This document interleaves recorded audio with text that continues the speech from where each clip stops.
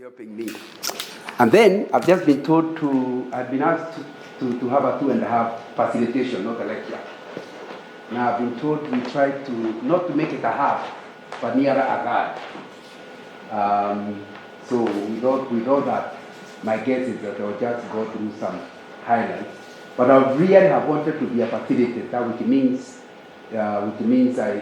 we just discuss rather than me talking. But when time is very short, that becomes quite a challenge. But our discussion today is a very important discussion, according to me. I used to work for Shell, and then they called me an old man. So they retired. I retired. No more retirement. And the truth is, we retire very young boys. So even after you are retired, you are still very fresh. And so I decided to register consultancy, and so I do what I'm doing now. It's what I've done for more than 10 years. And I find it more interesting because when I give you advice, I don't follow whether you practice. Whereas in Shell, you didn't just recommend, you are held accountable for whether it happened. So basically, the regulate CUUS. And also the area of discussion today is on succession planning. The wider subject is simply business continuity. In other words, you are not just interested in having a successful WWFK during your time in the board, but you're asking ourselves, when you are like me, many years to come, and you'll be saying, 10 years ago, I was in WWF. What did I do 10 years ago that's helping the organization not to be where I left, but in a better place? That's our discussion this afternoon. The other day I was asked by Shell left the country and sold the company to a company called Vivo. And the other day asked me to go and make a facilitation. And I was very happy to see that the CEO, the main guys are the guys I recruited as young men. And I can still remember the interview and trying to identify their potential. And to see them now running the company is one of the benefits of being old. Just seeing that the things you did at an earlier time are operating well. I think that's why I'm inviting the senior management and the staff and the board to actually be involved in. Not just there are enough problems to handle today. Sometimes you get so caught up in the problem of today, you have no chance to think about, after we're out of here, what happens next. And that can be something important. I hope the board has this as their quotation. Success in leadership is measured by the number of and empowering leaders to help build for the vision. In other words, if a board is successful, the way you shall know it is not during its term. It's how well they are progressing the matter for the long term, beyond when they are there. And you can look at that. There are 3 types of people anywhere, any management you go to, any board you go to, any discussion you are having. There are always 3 types of people. And some of us don't like, because it's not politically correct, we don't admitting that we belong to one of the groups. But the first group is the unchanging. In other words, there are people who don't change despite the experience. When you started working after university, there are things you did. They actually don't work. But 30 years working, I worked for sure for around 30 years, you are still behaving in the same way. Little agreeing that the truth is, you are in this group, the unchanging group, where experience, good or bad, does not advise your current and future. Sometimes I give talks to schools, and now I'm talking to a parents association in a school. You ask them a question. When you are young, did your parents beat you? Rather than, the word is not discipline, but beat. You know, some parents beat others. Discipline. It depends on which one was yours. I grew up during the days of Kenyan emergency, 1950s. And when your parents wanted to beat you, they didn't prepare. There was no belt. just get and of course we are in a fireplace. Just get a piece of firewood, and by the time you are leaving, your clothes are full of fire, and it's your mother or your father who has actually. That's not discipline. It is beating. So the next question: did they help you?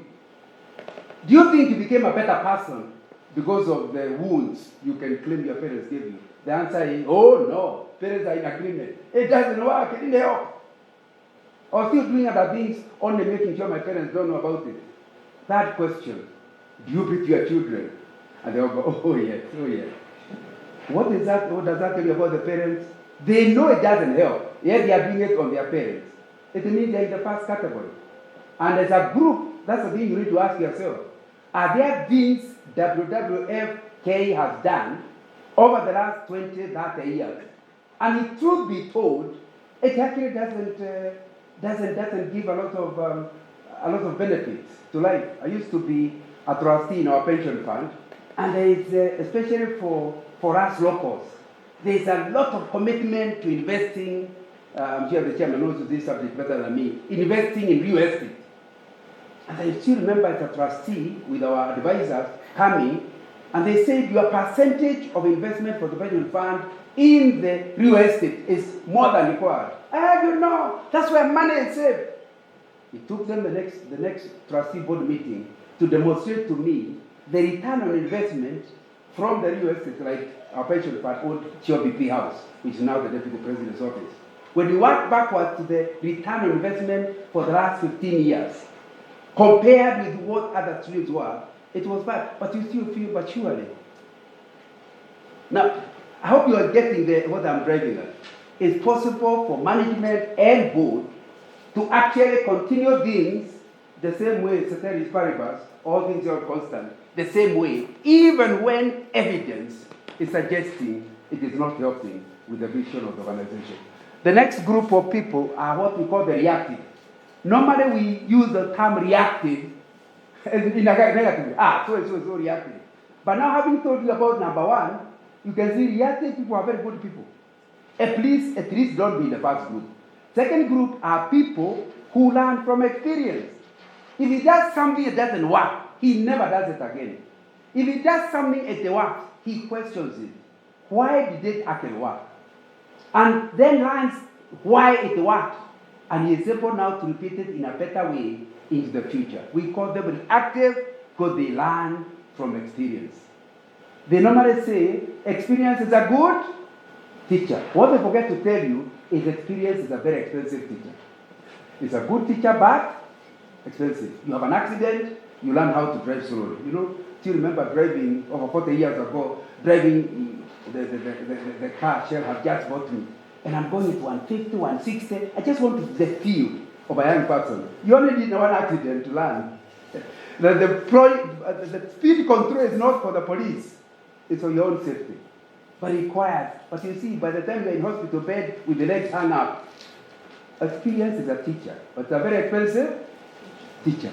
So we need to understand that a lot of us, that's where we are. Even as a board or management, we learn from experience. But it's a very expensive teacher. So succession planning fits into that area, where people don't wait to learn. Before going to any project, they do a dry run. They ask themselves, in 10 years, how will I be?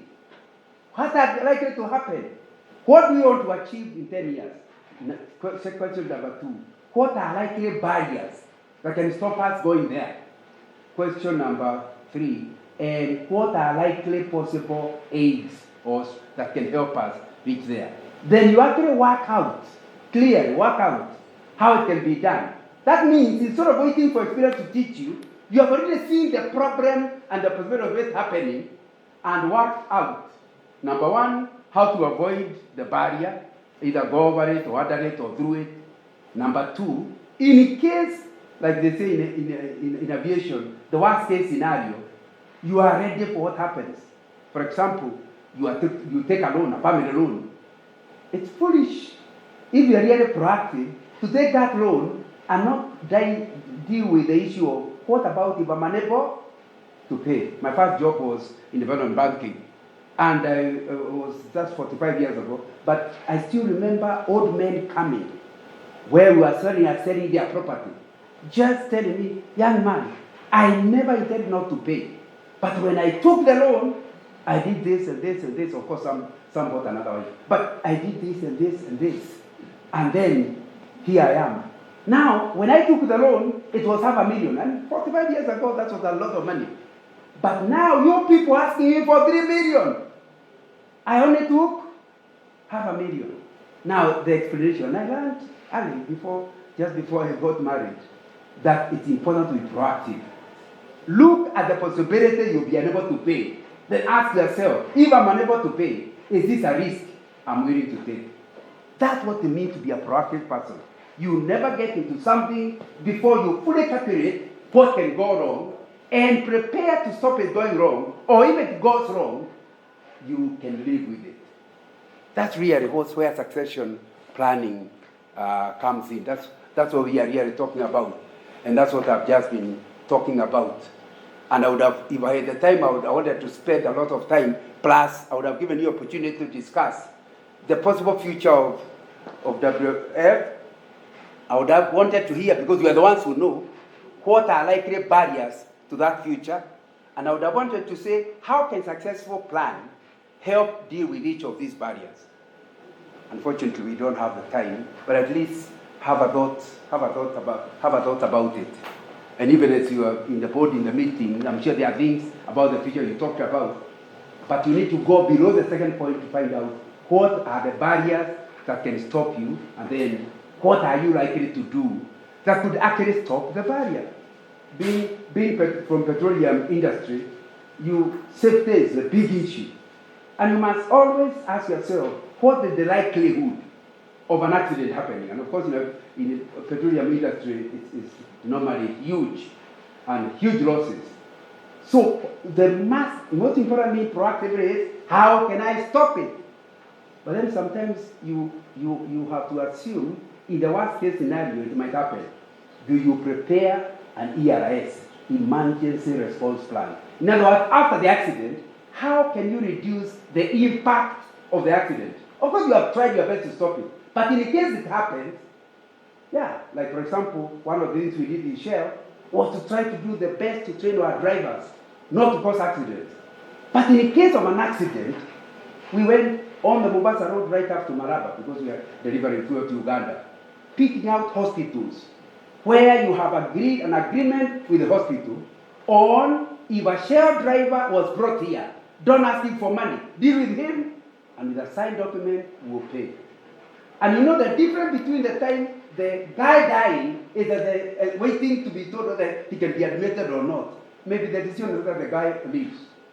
And yet the truth is, maybe there will be nobody, whoever needs that hospital may never get somebody in the next 10 years.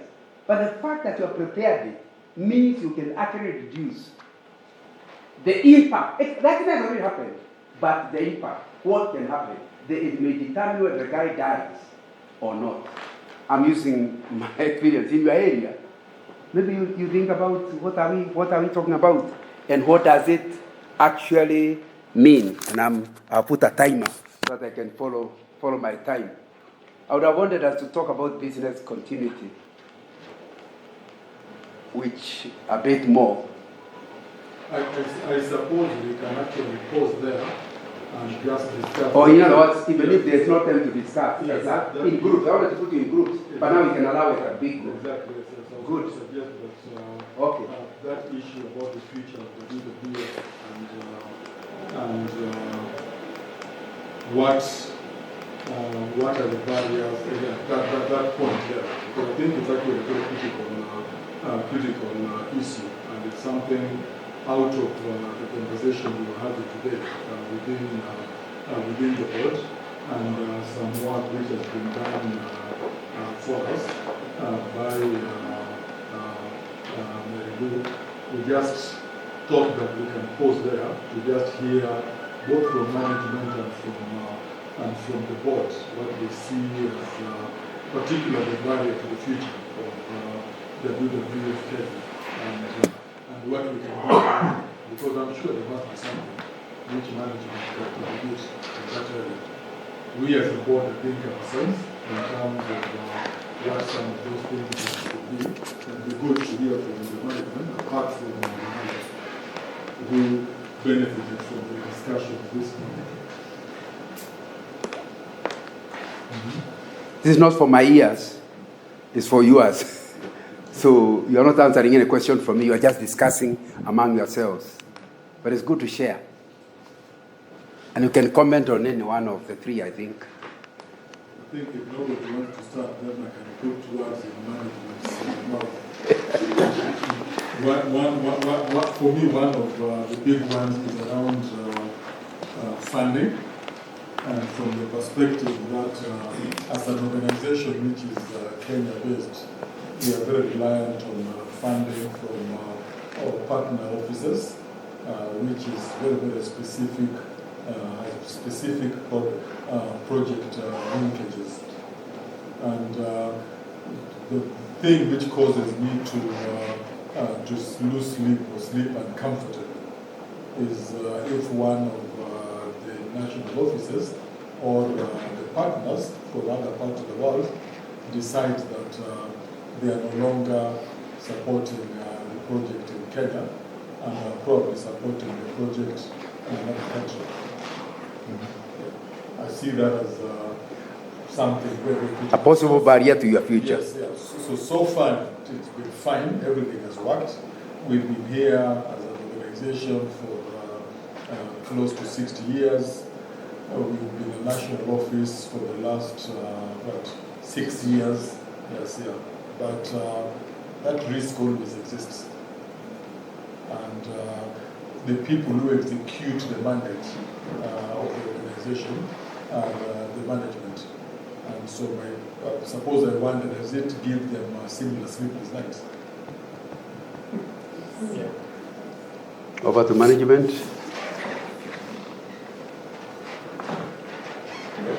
Yes. Yes, thank you very much, Chairman. It touches on, of course, the function of fundraising partnerships and all of us here as management. And what we would say is that if there is one thing that we have identified as a risk to the continuity of WWF Kenya, it is the fact that most of our funding, as we know, is restricted. It is project money. And the fact that we also belong to a network that has shown us a lot of love, in quotes.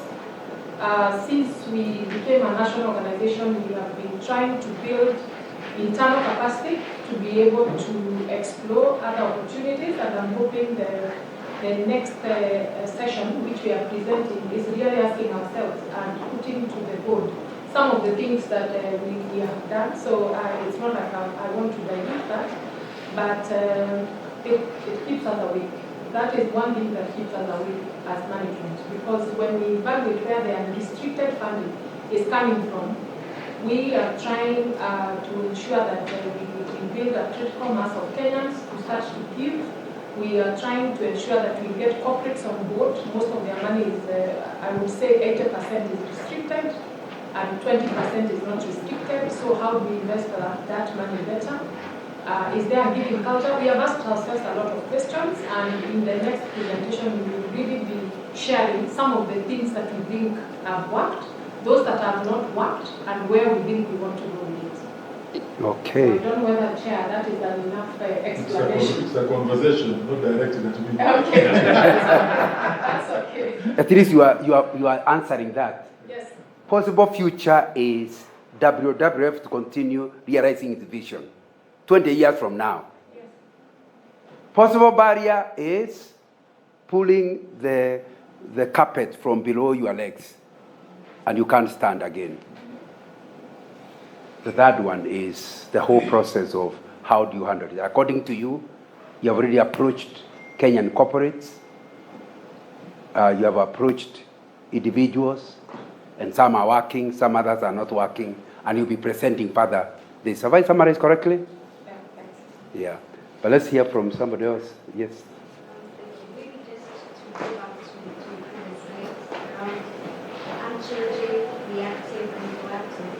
I think for me, the possible barrier is because of the transitions that we have managed from being a country office to being a national office. We have been very, I think, more reactive than proactive. So things have almost been business as usual. And the possible future I see that we are now, we have always realized it, but we have never maybe operationalized it. We are working in Kenya. So we need to contextualize the programmatic work we're doing to address the priorities in Kenya. Yes, we are affiliated to the network. So rather than be driven by the donor preferences, we drive the agenda. And so in Kenya, these are the areas we need to address, conservation related, and then plug into funding that will allow us to deal with problems in Kenya for Kenyans. So contextualizing WWF in Kenya for Kenya, I think for me is a future that I'd like to see us going into. And dealing with the issue the chairman mentioned, it will make it easier for Kenyans to donate to projects you have contextualized, because they understand what the money is needed for. Is that what you are saying? Yes. Okay. I think we are really dealing with, you wanted to say something, Madam Saidi. Yeah, about the likely barriers to the future. One thing that springs to mind, looking back to previous years, is that we have a global brand, and the reputational risk can also cause some real damage. So just thinking back to the Tsavo rhinos and activism, increased activism around environmental issues, which may or may not be relevant or whatever, and the increased activism that also happens on social media, and how to prepare for that kind of. And I think I've seen this there is preparedness, but I don't know if it's adequate. So the vision clear, barrier, the possibility that some activists somewhere could bring up a story to bring WWF Kenya down. Solution on the third one is, are you having somebody with their fingers on the social media and who act quickly enough before the flood? So that, because once it becomes a flood, it's very difficult to undo it. But do you have social media expertise that can keep in touch and react and know how to react on time? I think that's what you are saying. Okay. But you wanted to say something? Yeah, thank you. Thinking around, it's part of the work that we do in WWF, in essence, is to supplement what otherwise should have been done by the national governments. If national governments had their capacities and investments and things like that, then we would not have a space of operation. So one of the things I was thinking about is, in terms of barriers, is would that capacity government ever happen? I think the answer is no, because when I look at several other WWF offices all over the world, including in rich economies like Europe, we still have WWF offices doing something to supplement their national governments. So that's one thing. But on the flip side of that is the fact that we do have competitors. The conservation space is not just WWF in it. There are many others who are there. So the risk involved in that is for someone else becoming better than us in this space. So I see that as a possible barrier. So we have to always be very competitive. So these local donations you expected from Madame would disappear when people think you are not the best investment. And the relevance as well. You are not relevant in the space. So money will not come. Yeah, money soon and enough. also respect, and we actually think that we should be the go-to place for conservation in Kenya. That's what we want. So can someone else ever take that space for us? Are we in that space already or not? I think we need to think about that. And it's so related with what Saidi is saying, reputational risk. But you are emphasizing performance. Right. In other words, you simply are not up to it. Nothing to do with social media. Simply, you're not doing a good job. And somebody else is doing even better. So you end up in problem. That's the risk. If that happens, yeah. If that happens. And we are not suggesting it's happening. But the others there, we don't know how they But the idea behind being proactive is that you are not acting because there is a problem. You are acting because there might be a problem. Because if you wait until it comes, you will not have the time to do it. So you must imagine it, assess how the level of risk, how likely is it. The ones that are not too likely, you first of all don't do it. The ones with high possibilities, you must have a proper paper designing exactly what the barrier is, exactly what you can do about it, and write up into the ERS, emergency response plan, in case it ever happens. So again, you are saying we need to spend more time on it before you come to a conclusion that we have a problem, or we are likely to have a problem. Who else wanted to say something? Yes, sir. Yes, continue where Richard finished, because what we know about the future is that it is uncertain. It is certain that it is uncertain. That's To put it in those terms. Which means that we can't now say simply this is going to happen in 5 years' time, our strategic plan will look like that, etc. And as Richard says, even in our NGO world, it's a competitive world. Because it's uncertain, because new things happen with climate change and biodiversity and what have you. There were new actors coming in, maybe younger people in a newly formed whatever, Fridays for Future or whatever, and we may end up being less relevant, or to the worst, being irrelevant more or less, unless we know what is going to happen, to put our ears to the ground and do horizon scanning, for example, so that we are prepared when the changes come. And I think that's one of the risks that we're running in this country and many other countries also. But we can handle that if we know and try to predict what's happening, and be prepared and be agile. And we're not all, we're an old, well-respected organization, but that doesn't mean that we're always that agile as new organizations are. So I think we have to listen to what is needed from such an organization to be able to move and say, okay, last year we had this priority in our strategy plan, but things have changed over the year. We need to refocus on whatever it is. Things like that. Because Okay. That's mainly on the risk side, but it's also, how can we do that? We need to do the horizon scanning, we need to use it, and we have to listen carefully and be prepared. And say, we have to finish this first before we do anything else. We have to be much more agile. Thank you. Anybody else? Yes? The neighbor? A household name in terms of our brand awareness and familiarity. And then this speaks to the movement building, to have a movement of people who can actually protect, and talk about WWF and say, these people, the way people are aligned to political parties, it's the way people should be able to align to our brand. And on the second question, what are the likely barriers to the future, then it's the unrestricted funding, especially to be able to conduct not only innovative, but impactful communications, for fundraising products and activities. At the moment, we rely mainly on majorly on organic, like in terms of if it's we don't buy media as much, but we just use our organic contacts.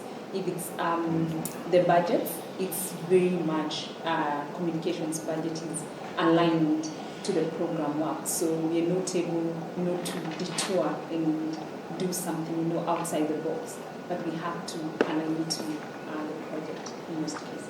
Okay. Let me ask a question. You don't have to answer it. When did you last review your model at assessing the risks that you face? I wanted to go to this subject, but we are not going to go to it. Business continuity model. When did you last review it? 1 year ago? 2 years ago? Because it changes, and that's the point he's making, and I think you also made the same point. If you wrote it 5 years ago, it will not be very relevant now. Do you have a business continuity model? When did you last review it?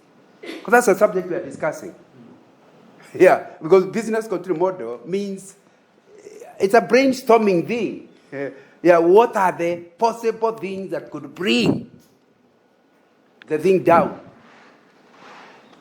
For example, if a hacker was able to get to the WF Kenya and hack it, how quickly can you recover?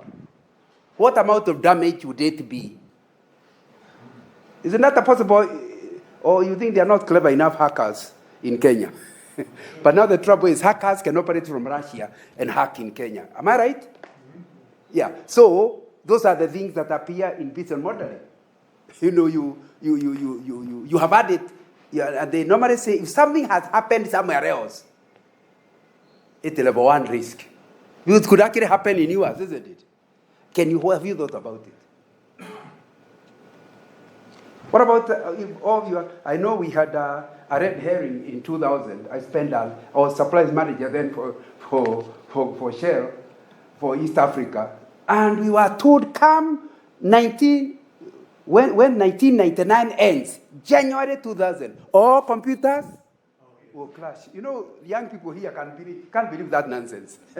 But we believed it. We spent so much time in our initial modeling about what you can do, and I ended up at the end of the year with too much stock of supplies. And the trouble with even then, a crude cargo was something like almost 1 billion Kenya shillings, which is, even for Shell, was a huge number. But we finally had to bring crude, just in case the computers closed. Shell will still have fuel in Kenya, only to be an anticlimax. Not only did something happen, nothing happened. Now, but we had learned about modeling and things. So I'm not suggesting I don't have experience of many things you prepare that actually don't happen. But certainly you can't say you are proactive without a business continuity model. It's better whether it is good enough or not good enough, it must be there, and it must be reviewed regularly so that you can see where the issues are. But Madam is the one who was dealing with that issue. But you know, there is a risk also here, because sometimes I was already old in 2000 when we in my country also thought that the world would go under, you know. And the whole world, to be able to sleep that night, and I could sleep. But anyway, if we too focused on avoiding or on identifying risks, we may be too focused on avoiding the risks, which means that we are not focused enough on being proactive. Agreed. So you have to. But in a business model, remember what I said earlier? Yeah. You arrive at all the risks, then you rate them. Yeah. And all risk rating is low, just ignore them. So there's no risk. If you follow the process of modeling, it will make you throw away all unlikely things to happen. So that you don't spend your time, instead of building the business, you are busy in defense. You can't score by defense. You must have we are in football. Your point is made. Your point is made. Yeah, but he was talking. Sorry, man. Yeah, what I would say is that definitely we need to continuously review our business model, and we started, of course, by developing a 10-year strategic plan. The space is quite dynamic. We need to be able to review whether our goals still hold, and really that is the reason for bringing in a consultant who has helped us quite a bit to understand that and really get it out from us where we are, so that as we continue to revisit our business model, we are looking at. We have a unit that runs our audit risk and compliance, and every unit has a model on our risks. What are our risks as a unit, as a department? What are you dealing with? What are those that you can resolve now? What are the mitigation measures that we are putting in place? But really, we need to get better at it. We cannot say we have done everything we need to do.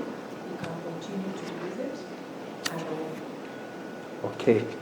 Can somebody help turn this discussion to succession planning as a tool for business continuity? Is there any one of the barriers that has been mentioned whose best solution, the many solutions, can be helped by succession planning? Well, maybe we can talk about the perspective of communication and fundraising.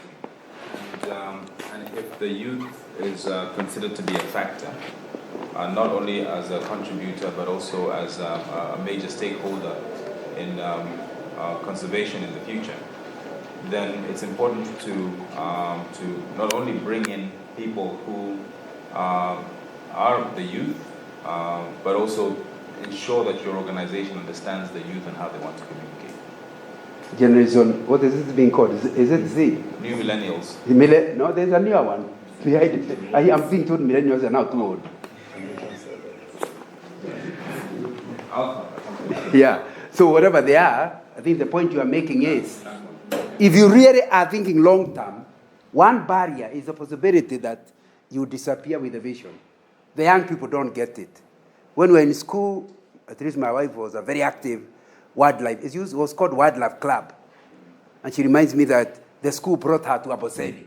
So she always remembers a small high school girl.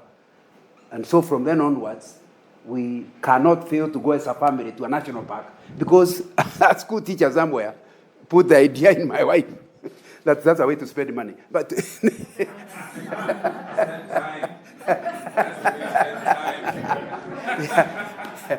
I just want to tell you it works in my house. that those things you put in a small child are likely to carry through to the end. I think the point is made. And that's really, when you are thinking only of current, that kind of thought will not come. And so you are not likely to think it is good use of money to have wildlife clubs in high school funded, or trips funded, or something, or supported, or people willing, WWF willingness to talk, to go to schools and talk to them, or whatever. I don't know. I don't have the details. I'm not in education. But I think that needs to be dealt with. Who else wanted to say something? Yes? Maybe just to try and connect business continuity to succession planning. I would pick it from a scenario where sometimes organizational existence and success depend on relationships, and the relationships is relationships between the people within the organization's leadership, and leadership could either be the board, the management, or any other person within the organization. And of course, these people might actually be able to lead the organization or anything that happens. And by the end of that relationship, then how would it act on the continuity of that particular organization's performance and the existence? So really, if you look at continuity, how is it possible for the organization, WWF, to lose Don as a particular person who drives it? It's called talent. The talent, or whichever. It could be talent or the ability to pull in resources to the organization, or to pull in that really what makes the organization be known as an organization, and the organization still continues having the same bit of zeal in terms of performance. Agreed. And one of the things I was going to emphasize, we're going to have discussed, is the fact that if you are that critical, you are the fly that attracts all the honey, or whatever. You are the one who attracts all the honey. Then you are such a critical asset. However junior you are, we must ask ourselves, how do we retain you? And the likely event we don't retain you, who will replace you? Without telling you that, because we want you to feel nice. But we still know somebody, in case you disappear, who can replace you. So the continuity is still there, even if you don't stay.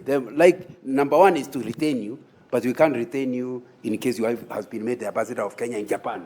You are likely to go, even if you wanted to stay. So what do we do? That's what succession planning is all about. How do you retain? If the person has to go, and the only reason he goes is not just because the wife has become an ambassador in Japan, he could just cease living, die, or lack interest, or something. That's what our subject is today. You cannot assume, when I joined in the 1970s, every company assumed you are going to stay in that company until you retire. I'm sure that's not the millennials and whatever the other people are being called are not in that class. And I know that because just before I retired, Shell used to have a scheme for us to help us with mortgage. And so we thought that's one of the most important staff motivation thing. The fact that if you stay in Shell, you are assured of those days the banks were not very good. They could not give you money without you putting 10%. And 10% would be too big for your salary. So Shell would only give you. Then I remember just before I retired, my staff coming to say, please, we don't want this thing. I said, are you serious? Serious? Who told you I want to stay in Shell forever? And you, because the rule was, they gave you the money. If you stayed 5 years, it was a gift. If you left earlier, you had, all your part-time benefits went into clearing the loan. So you're making a jail. I don't want a jail. Me, I thought my department, we went to management, discussed it, and they said it's a general understood thing. Young people don't want to stay. So they said, please convert it to salary. I said, if you convert it to salary and you assumed you are saying that a years, it will become 500 shillings per month. Whereas you could have gotten 200,000 shillings if you got it. They said no. So it disappeared. Just before retired, it was removed. And it was not management, it was staff. And sure enough, many of those young people left. So I think that's the point you are making. We must look, how do we retain the people? But knowing the new generation, we must also assume, if they leave, how do you prepare a pipeline, talent pipeline, whatever the area of need, so that you don't go backwards. You stop and then start moving forwards again. That's really what our discussion is on today. And I realize my time is just about to end, but I think the discussion was, I wanted us to do an exercise by giving examples of people who have done planning well. I also wanted to talk about the IBM and succession planning, but because the notes are with Daisy, anybody interested can ask Daisy for the notes. But IBM is a good example of people who do succession planning. We can spend time talking about what succession planning, but what I've just said is what it is. It's a part of business continuity. It is a process of identifying the possible critical jobs. The first exercise is, what is critical? And critical does not go by seniority. It is the type of job that if somebody left without a notice for about a month, there is confusion. So however junior that job is, it becomes a critical job. So succession planning is not just for the seniors. So the basis is not seniority. The basis is criticality of the job. So the first part is you must ask yourself, what are those critical jobs where you know very well if they are not there, there will be, of course, some will have a bigger impact than others. So the first thing is to rate them. The next thing is to give them rating. And the higher the rating, the more important it is for it to have a properly debated management and board approved succession plan for that particular job. Having identified those critical jobs are, the second part of it is to ask yourself, what kind of people do we need? Hoping you are not asking what degrees do they have. You are asking what are the competencies. And they are different. Competencies are different from degrees. You can have a degree in engineering, but you don't have the competencies that are required for a particular critical job. So for each one of those critical jobs, you must list the competencies. What are the requirements? And maybe the best example I can give competencies, somebody at the reception. What degree can fit there? You first of all say, what competence do we require? What does the job require? That's when you realize one of the competencies required at the reception is smiling. Which university gives smiling as a course?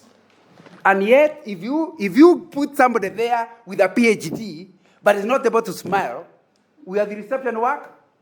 Because the idea behind the reception is to make people feel welcome, and if they came annoyed, by the time they reach the boss, they have settled. That's the responsibility of a young girl at the reception. So the competence is not a degree. It's the ability to smile.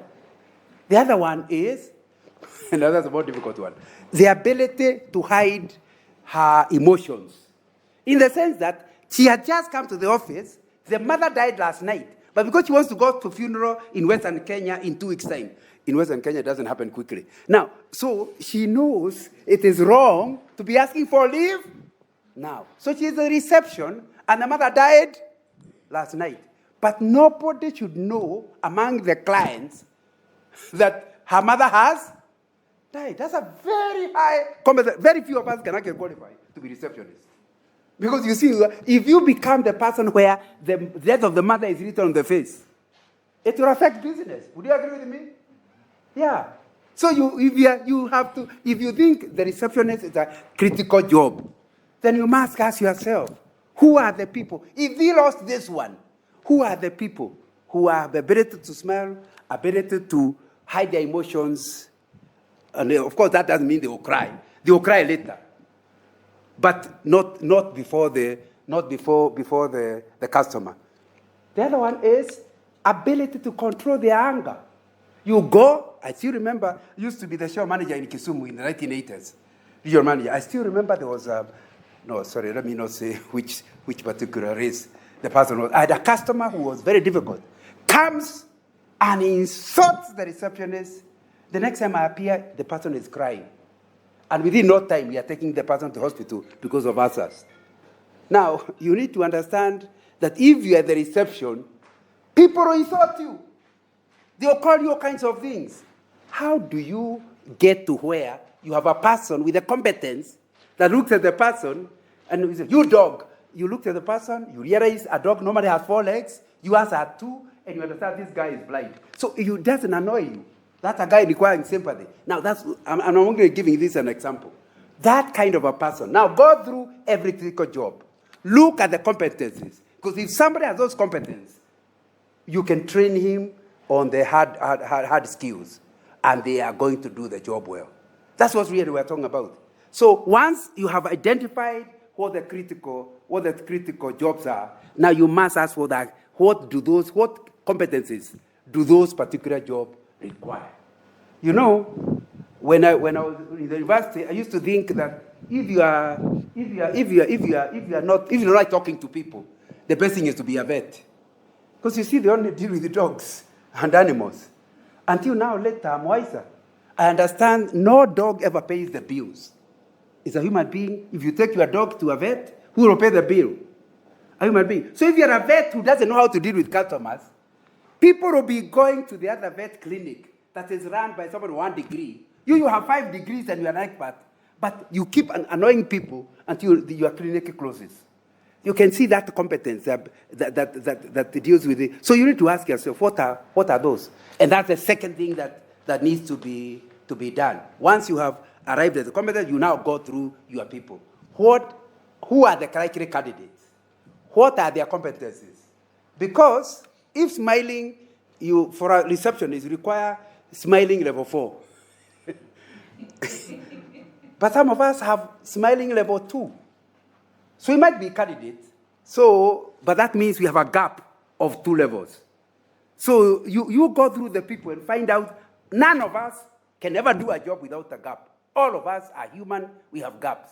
But if that gap is known, these are the competence requirements, these are the competence the occupant has, so you have to see the gap. Number 2, if that person was to leave, who are the second line who can do that job? What are their competencies? What are their difference? And then who is at level 3 in that line? If not for all jobs, only for the critical jobs. Once you have now seen the gaps that are involved, then your next exercise is to start identifying competency gap closure initiatives. What can be done? You know, the number thing HR says, yes, we take for training. But some of the competencies, no amount of training can close the gap. You need other things other than training to close the gap. And you need to understand, like if it's smiling, maybe all you need is to get somebody to a more difficult area. And they see people smiling, and yet they have a rougher time. Until they realize, mine is not this level. And you now come and start smiling. Because their thing now look smaller. Now, I don't know what we need to debate. What are things that can close the gaps? Because you can't say you have a succession plan by identifying Kamau, Otieno are the ones going to take over. have you assessed their competencies? Have you established the gaps? Once you know the gaps, what are the things you are currently doing to close the gap? So that by the time the other person leaves suddenly, you know that I have 4 people on the line. And they most likely they not all leave at the same time. And that's really the critical thing we are talking about. You have an initiative on how to close the thing, and then you have a document that can be taken to management for approval. So if each department has arrived at it, and you all come together, you have arrived. That's when you arrive at an understanding that some of those talents are not available in your organization. You don't have anybody whom you can train. And you start thinking, where can you poach? Chairman.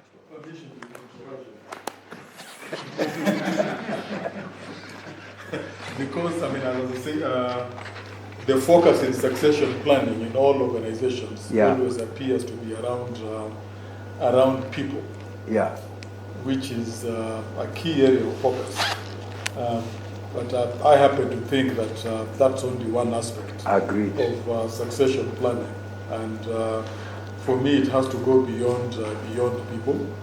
And I was interested in the examples you gave there of organizations which are very good at succession planning. And one organization comes to mind which was excellent with succession planning, ran one of the best global businesses, but today we don't hear about at all, a company known as Kodak. Yes.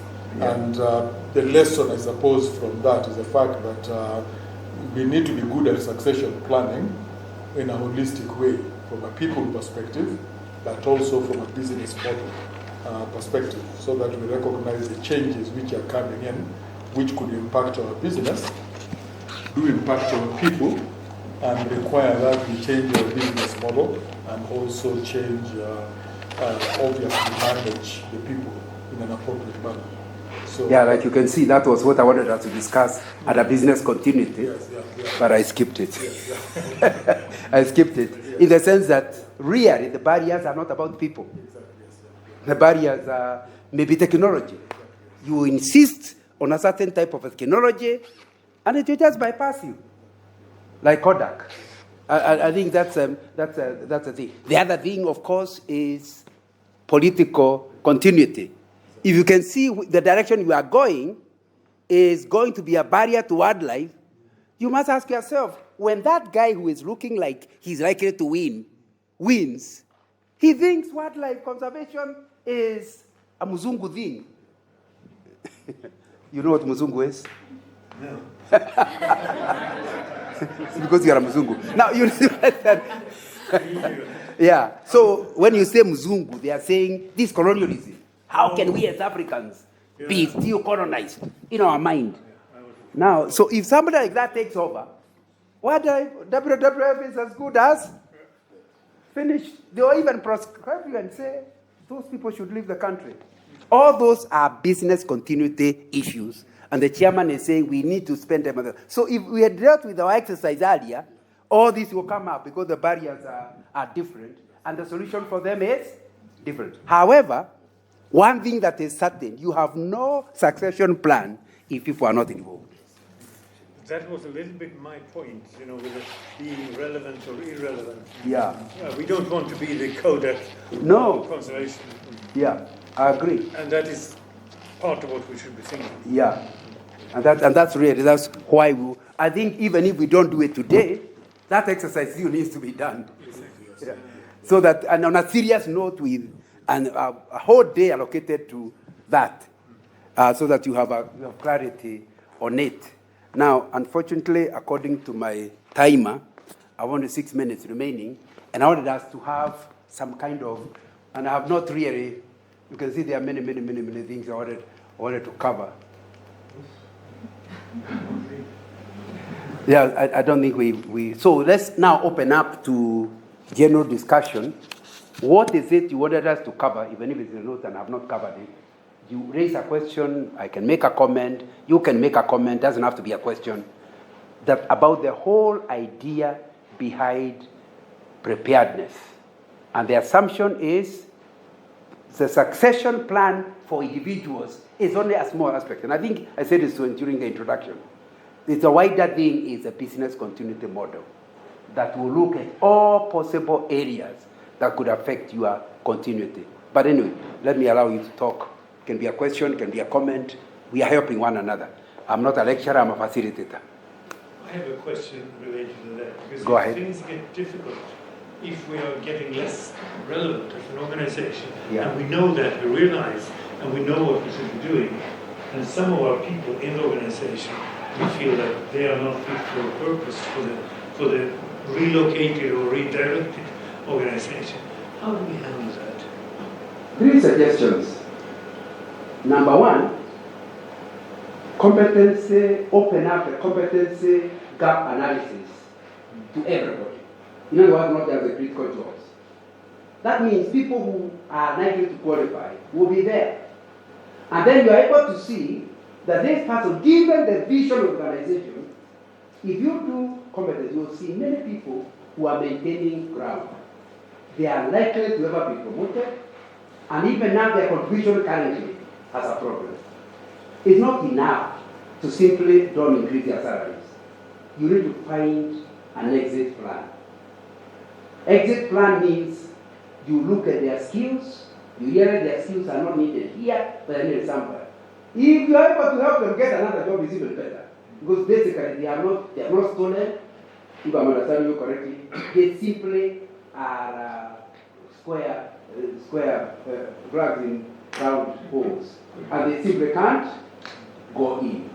And it is that competence gap analysis that will help you to know, you start thinking, if I move in from here, you look around and you realize they can't. So you start the exit plan. But it's such that you have to plan well, because obviously once he knows he's going, he could steal. Now, although he has not stolen. So you have to find a way of helping him out without getting animosity out of him. That's the first thing. The second thing that they deal with it, if you are having people that are not fitting into the purpose, is to admit there is likely to be another direction, because they are not fitting this department, but they could fit somewhere else. Again, if you move in a hurry, and it happens the department you're taking them from is regarded as high level, high class, nothing happens. Now you have a problem with him moving. But then you can't leave him there, because if you do, it's the whole organization will come down. And so you need to find a way of moving him. Not necessarily exit, but moving him to where he can be better prepared. And I think that's very important. The third thing is to also offer redundancy terms. Okay. Yeah. When you offer redundancy terms, it costs you money. But then people, and you stated very clearly, Cheryl, we did that. I worked for Shell for 30 years. We did BPR, business process engineering, which is the exercise you're talking about. We did it every 3 to 4 years. So I knew I didn't have a job every 3 or 4 years. Because basically you repeat the whole process, everybody loses their job, you create new ones, you create competitors, then you go to the decoupling, to the basket to see who quits. Whoever is left inside the basket is given good terms to leave. So, and some of them are very happy to leave, because that's money extra they never planned for.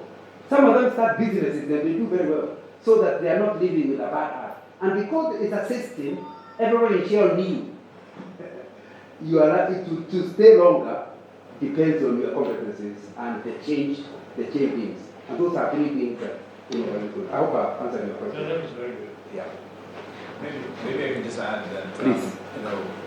it's interesting you tell us the story about Shell, which had already gotten into the system. Yeah. So people coming into the organization already know that this is how it works. Maybe with new organizations, you can introduce some of these things, and they would catch on relatively quickly. But if you have an organization that has a long culture of not doing so, and and people who I guess perhaps entitled to some kind of loyalty and that kind of thing, then trying to isolate them and that kind of thing would really demotivate a large chunk of your business, bring it to tremendous amount of risk. How would you then deal with that in an organization that is well entrenched in its bad habits? I thought I enjoy consultancy. I still remember being invited by a university because after Matiang'i, if you are not a local, you will not understand Matiang'i. But Matiang'i came to where Alliance was getting 200 A's and they dropped down to 80. And so we started wondering whether the previous exams were reliable. End result, the university don't have enough C classes. So private universities have a bigger problem. So they were asking, they said, now realize we are overstaffed. So what are we going to do? And they are in that category where for a long time, nobody lives, nobody's on fire. It's a religious university. So they don't believe in sharing of people. So Vice Chancellor said, we come and try to, he brought all the staff together, senior or junior, to talk about the rationale behind BPR, business process engineering. Unfortunately for me, because I've done it in Shell, I've had to face a lot of stuff to prepare them, and finally it happens. I was able to talk to them. And I told them we have an alternative. If we don't do BPR, it means the whole university will close down. All of you will lose your jobs. Since we have not reached that level, is it possible that if the organization can afford some money, and if it is done independently, clearly, professionally, and normally at that time you may need to outside persons so that they are not dealing with who hated who, and professionally, and you are released on that basis and you are paid for it, then the smaller number have a chance of survival, and then the university will become bigger and you can call you back. By and large, some people are very offended with me, especially people who knew me. Don't you see the Vice Chancellor is misusing your consultancy? So I agree, it has its own challenges. But in the process, it will prepare the people, they did it slowly, and finally people left. And some of them called me, they were ended up in other universities, and some others in other businesses. So it can be done, it should be done. The trouble is, if you fail to do it, you'll still do it anyway, because you just close down. And it's not academic, you just close down. Because if the costs are higher than, or the donations that are coming cannot support the people available, obviously you are, and what happens is you start not paying your suppliers, supplier B, then you stop paying NSSF, then you don't pay NHIF, then you don't pay insurance, and soon enough you are being taken to court, and the whole thing is grounded. So I think the point he is raising is important, but we need a systematic way of doing it, professional way, and sometimes it's very difficult for the management itself to be itself the one that is to be regarded as independent. Because the critical thing is, if the people that remain served, after that exercise, regard themselves very highly, they feel very proud, it means this company has lost 100 people, and I'm one left. If they don't think there is favoritism, and of course the big one in Kenya is tribalism, if they don't think so, they feel very proud and committed, those who remain. The ones who leave feel it was a fair game. A few people may still not fail, but that's at least my experience, that's how to deal with the matter. But however, why throw away people? Take good people from the beginning. Be careful about recruitment. Recruit with the future in mind. So when you are taking, like now, the CEO in Vivo, I still remember I had two candidates. I was looking at them. One was more experienced than the one who now finally became the CEO at Vivo, and I could see potential rather than currently this guy would do a better job. Potentially, this is why I wanted to go further. I actually gave this guy. The other guy, because he knew me, said, I know I didn't get the job, but I want to have a cup of tea, you tell me. Why did you pick me? I didn't know him, an explanation. But because he knew who knew whatever, I thought for my friendship to remain, let him agree to give the tea. And we sat down. It was one of the difficult meetings that caused you to sweat. Because he believed the other guy is not his age, he believes he is better, and the truth is that he is. But potentially, when you do potential, and you know potential, at least when we do it in Shell, we used to call it like a car. You can be 2 cars going to Nakuru. One is likely to reach there faster than the other. The 3 things you used to look when you're recruiting people, not the degree. If somebody has passed as engineering, he has it. What are you spending time on the engineer? So the university should have done a good job. You don't bother with the thing and call it a day. You check 3 things. Number 1, you check his capacity to analyze, capacity to think, capacity to problem solve. And he has nothing to do with the degree he did. There are people who simply can't think. Like one of the questions I used to give young people is, assume the president had your ear and made you Minister of Transport. What would change in transport?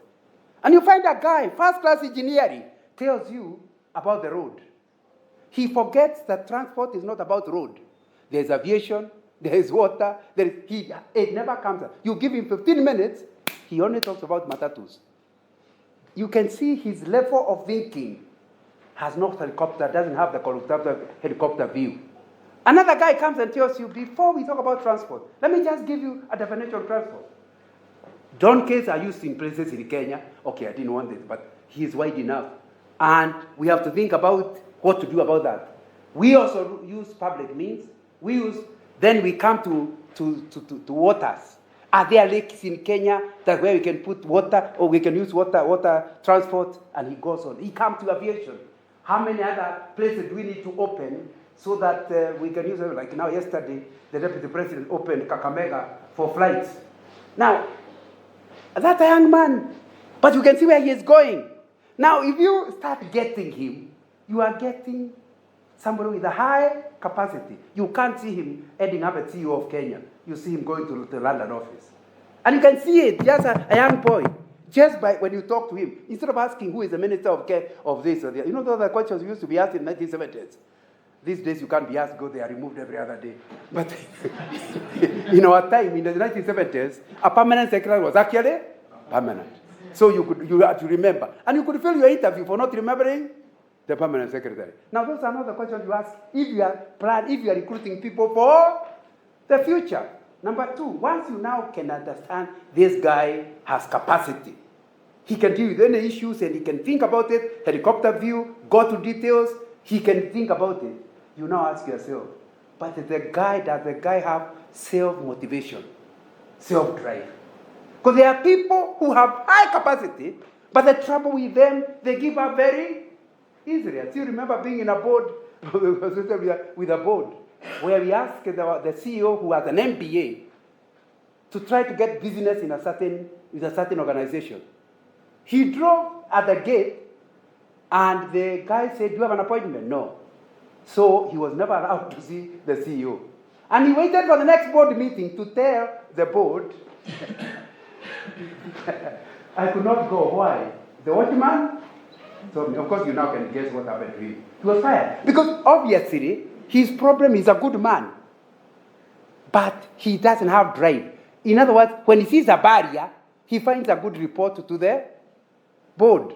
There's something some people have, and not all of us have it, where they never take on no for an answer. They always are thinking, if this stops, isn't there a way over or a way under? And some of the people that have drive do not have as high capacity. So don't be impressed by capacity, because capacity and not drive, you still not deliver. So you need to check, if you are thinking long term, think in terms of these guys we are dealing with. Do they have self-drive? And you ask him questions. Yes, what is the hardest thing you have ever dealt with? When you discover that he lost his girlfriend, that's the hardest thing he has ever dealt with. How you can't employ him? These are people who have not had any serious issue to deal with. Because you see, we are not talking about work. He has never worked. Don't ask him questions about that, about his life. And you discover there are people with resilience and self-drive. They do not require external motivation. They don't care whether the boss likes them or not. When they set out to do something, they will do it. Then thirdly, you must ask yourself, so I told you the acronym we use is CAR, capacity, and then the second one is achievement, right? A for achievement. The third one is R for relationship. Even if you have the capacity, and even if you have the drive, if you don't know how to work with others, give up on the guy. Sometimes you have to just fail to employ a good guy, a guy with a drive. But if you employ him, he's a guy who will step on others on his way up and forget the saying. Remember me on your way up, you might meet me on your way down. And they basically, these are people, and they are everywhere. Most companies, those are the guys who get promoted, but then they destroy your organization. They reach top management after the whole, everybody is looking for a way of, while they hear so and so has been promoted, all of them are resigning. They can't work with him. And there is no such a thing as a Lone Ranger. No business ever succeeded anywhere without them, including people who are scientists in laboratories. The lab must work in a team. Am I right? Whether you are whatever you're dealing with rats or whatever, there will be assistants. If you insult them, they might give you the wrong results. So you need to understand that if you really people who are going to stay long term, you must ask them about their. So you ask somebody, tell me something you have ever organized. And someone will tell you, I organized my sister's birthday. Okay, what were the challenges? And then you know if you can organize your sister's birthday well, you can organize WWF well. The trouble is that we want him to organize animals. You have never given him a chance. Find out those skills, how are they available in his own life up to date. But there are people who have never organized anything. Whenever they hear there is a voluntary thing, they run away. Remember, even when they come here, they will be looking how to avoid people, not how to be team players. Those are issues that are to do with, instead of looking at people removing them later, why don't you recruit correctly?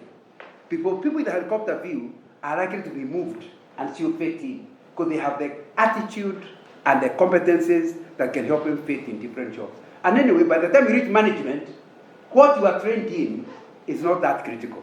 It is those three that will determine how you operate in management. I hope I'm making sense.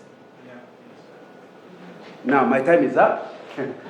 So I'll have to find a way of stopping. But who wants to be the last to comment? Yeah, I'm above my time. Maybe if I just said something else.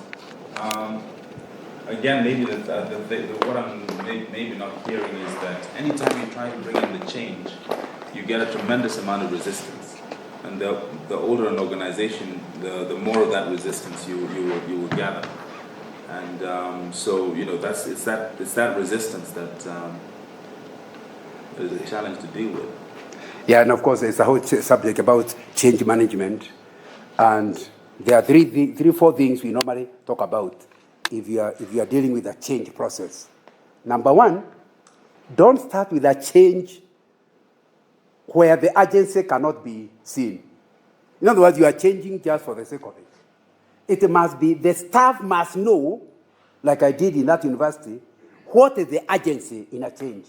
People accept the change if they understand not just why it is important, but why it is urgent. Because some people say, why can't you wait? Like I remember when we wanted to go what Cheryl called paperless society. In 1990s, we wanted to remove all, so that we don't work with paper.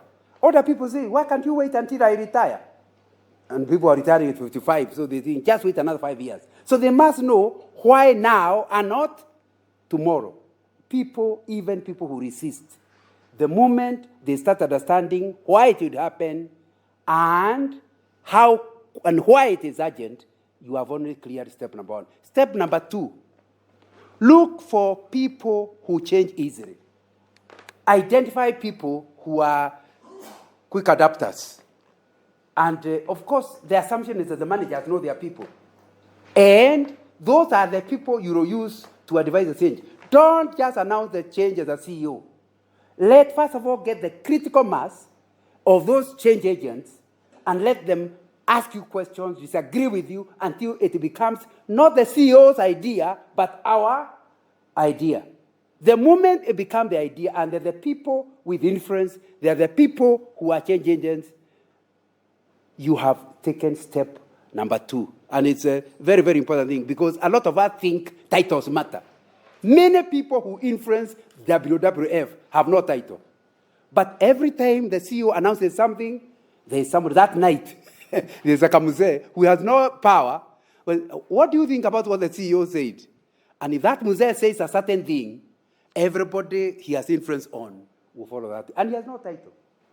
And studies have shown those people exist. Because influence and titles are not relatives. Don't start assuming that because somebody is called a manager, he has necessarily got influence. So you need to identify who are those people whom once, because they are the same resistors, so you must work on them first. So once they accept, you have made step number 2.